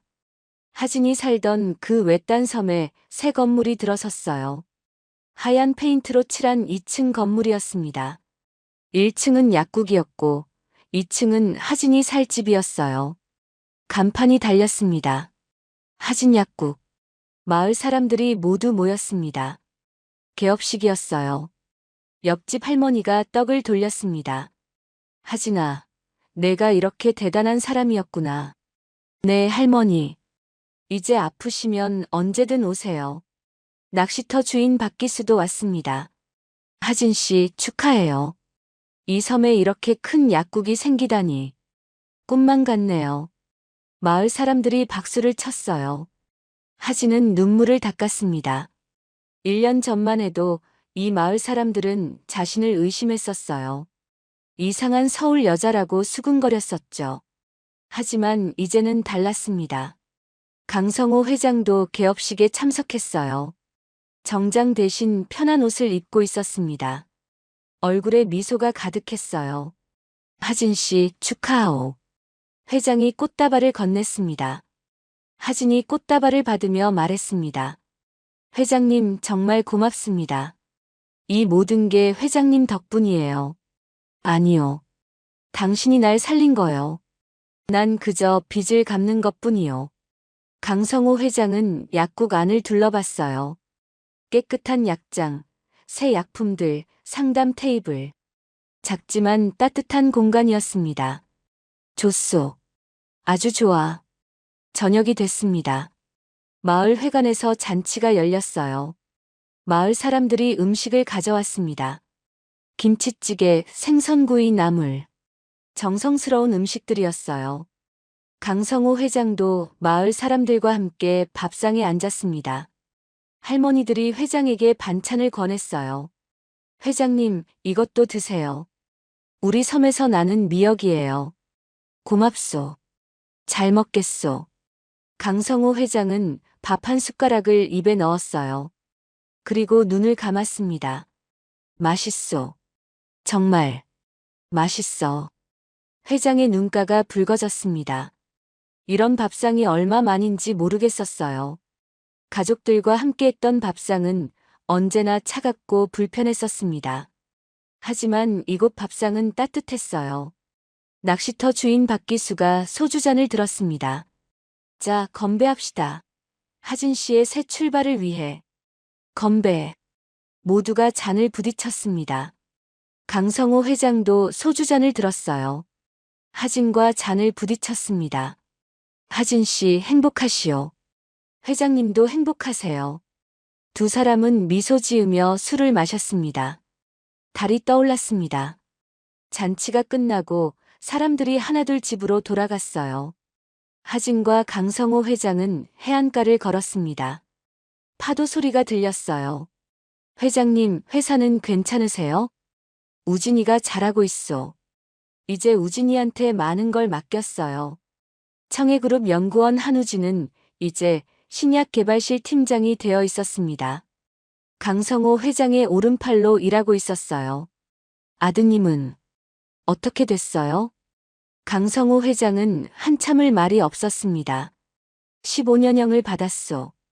동생도 10년형이고 며느리는 7년형이었어요. 회장의 목소리가 떨렸습니다.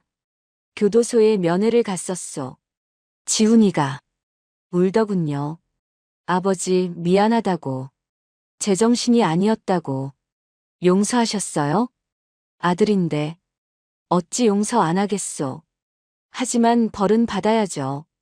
강성호 회장은 바다를 바라봤어요. 그날 밤 바다에 빠졌을 때 난 생각했소. 아, 이렇게 끝나는구나. 아무도 날 기억하지 않겠구나. 회장의 눈에 눈물이 고였습니다. 하지만 당신이 날 건졌소. 그리고 깨달았어요. 진짜 가족은 피가 아니라 마음이라는 걸요. 하진도 눈시울이 뜨거워졌습니다. 저도 배웠어요. 도망치지 않아도 된다는 걸요. 두 사람은 한참을 바다를 바라봤습니다. 그때였습니다. 뒤를 돌아보니 염소 한 마리가 달려오고 있었습니다. 하얀 염소였어요. 하진은 웃으며 염소를 쓰다듬었습니다. 너 기억나? 내가 그날 밤 절벽에 있었지? 내 덕분에 내가 회장님을 찾았어. 염소가 하진의 손을 핥았습니다. 강성호 회장도 웃었어요. 이 녀석이 우리의 은인이로군요. 그러게요. 하진은 염소를 안아주며 말했습니다. 고마워. 내가 아니었으면 모든 게 달랐을 거야. 3달 후였습니다. 하진 약국은 마을의 중심이 되어 있었어요. 할머니들이 매일 들러서 혈압을 재고 약을 받아갔습니다. 아이들은 다쳐서 오면 하진이 소독약을 발라주고 반창고를 붙여줬어요. 하진 선생님 고마워요. 천천히 가. 다시 넘어지지 말고. 하진은 웃으며 아이를 배웅했습니다. 약국 문이 열렸습니다. 강성호 회장이었어요. 또 오셨어요? 응, 이 섬 공기가 좋아서 말이요. 오늘은 뭘 도와드릴까요? 그냥 차나 한잔 하러 왔소. 두 사람은 약국 뒤편 작은 마당에 앉았습니다. 하진이 약초차를 내왔어요. 이거 회장님께 좋은 거예요. 기력 회복에 도움돼요. 고맙소. 강성호 회장은 차를 마시며 섬을 바라봤어요. 여기 참 좋소. 이렇게 평화로운 곳이. 회장님도 여기 오시면 편해 보이세요. 그래요. 여긴 내 고향 같아. 그때 옆집 할머니가 지나가다 말했습니다. 어머, 하진아. 아버님 또 오셨네. 하진과 강성호 회장이 동시에 웃었습니다. 네, 할머니. 또 오셨어요. 할머니가 가고 나자 강성호 회장이 말했습니다. 아버님이라. 나쁘지 않네요. 저도 나쁘지 않아요. 두 사람은 마주보며 웃었습니다. 피는 섞이지 않았지만 진짜 가족이었습니다. 해가 저물었습니다. 하진은 약국 문을 닫고 간판 불을 켰어요. 하진 약국이라는 글씨가 어둠 속에서 빛났습니다. 강성호 회장은 배를 타러 부두로 향했어요. 하진이 배웅했습니다. 조심히 가세요, 회장님. 또 올게요. 네, 기다릴게요. 배가 출발했습니다. 강성호 회장이 손을 흔들었어요. 하진도 손을 흔들었습니다. 배가 점점 멀어졌습니다. 하진은 섬을 돌아봤어요. 따뜻한 불빛이 집집마다 켜져 있었습니다. 이제 이곳이 진짜 고향이었습니다. 도망치지 않아도 되는 곳, 당당하게 살 수 있는 곳. 하진은 약국으로 돌아왔습니다. 내일도 누군가 이 문을 열고 들어올 거였어요. 아픈 사람을, 도움이 필요한 사람을. 그리고 하진은 그들을 도울 수 있었습니다. 달빛이 섬을 비추고 있었습니다. 긴 이야기가 끝나고 있었습니다. 버려진 두 사람이 서로를 구하고 진짜 가족이 된 이야기. 그 이야기는 이제 새로운 시작이 되고 있었습니다.